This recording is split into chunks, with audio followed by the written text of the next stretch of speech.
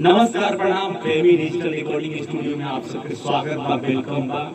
चलिए आई आज स्टूडियो में बहुत दूर से वो कलाकार उपस्थित बाड़े, तो इनसे मुलाकात हुई। आप सब चैनल पे नया बनी करें, चैनल के सब्सक्राइब कर ली महाराज, बेल आइकन घंटी दबा दी। बताइए, चलिए इनसे मिलाओ तनी गायक महोदय। का नाम हमारा? और रजनीश राज। कहाँ से बने रजनीश जी? राजस्थान से बिहार का रहने वाला हूँ। राजस्थान से बड़े प्रेमी स्टूडियो में। तो रजनीश जी कौन गाना गाएंगे बताइए तो? प्यार के पहला मुलाकात है गोरी। अच्छा, थोड़ा एक लाइन गाइए तो। प्यार के पहला मुलाकात हो गोरी, छोड़ के तू कहवा गइलू ए गोरी, जाके दोसरा के संगे भुला जइबू हो, जाके दोसरा के संगे भुला जइबू हो, बोला हिसाब करके तू का पाइबू हो। क्या सॉन्ग है? ये बताइए, धोखा मिला लो प्यार में? एक बार मिला है। एक बार मिला मतलब दोबारा लेने के चक्कर में। यही से ना इतना दूर से स्टूडियो में बड़े प्यार मोहब्बत के गाना लगता है भैया वो एक वाला सच्चा है का? अच्छा मोहब्बत हुई, बहुत अच्छा लगता। गाओ तो लेकिन आप प्यार मत करे, आप प्यार करिए अपना कलाकारी से का। ठीक बात, तो मतलब आप प्यार से याद नहीं आवेल जाए। अब भैया एक बार बात पूछी ना कि भोजपुरी से कितना प्रेम करेले? भोजपुरी से कितना प्यार बहुत है? प्रेम है, भोजपुरी हमारा भाषा घर है, सब कुछ है। तो चलो, अगर भोजपुरी से प्रेम करता होता, जो प्यार में धोखा मिला वो उन्हें दर्द लेके जाने के गाओ जाके अंदर एकदम फील में गाई भैया। एक लाइन गाई तो कैसे गाई?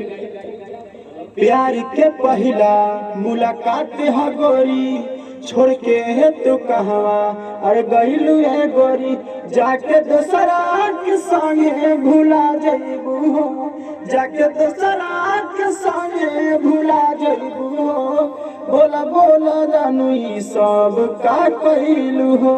एक चीज चलिए बढ़िया, अगले तक रिकॉर्डिंग ठीक बा, एकदम वो दर्द वाला जैसे ठीक वही भाव में गावे के बा। ठीक है, ओके।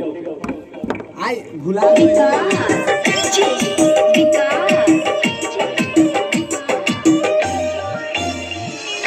प्यार के पहला मुलाकात है गोरी, छोड़ के तू कहवा गइलू ए गोरी।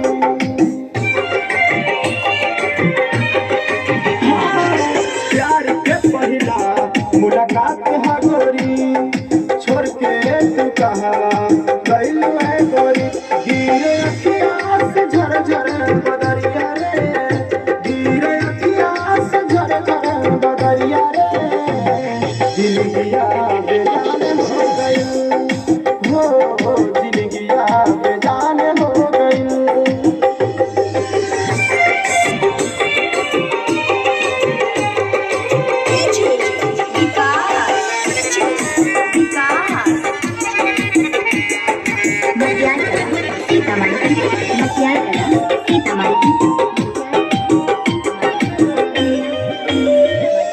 तोहरे लड़ाखिया में सपना सजावनी, दिलवा लगा के तोहे अपना बनवली, अखिया में अपना हम सपना सजावनी, दिलवा लगा के तोहे अपना बनवली, दिल तू गेला जैसे कोयलरिया रे, दिल तू गेला जैसे कोयलरिया रे, जिंदगिया बेजान हो गई हो, जिंदगिया बेजान हो गई।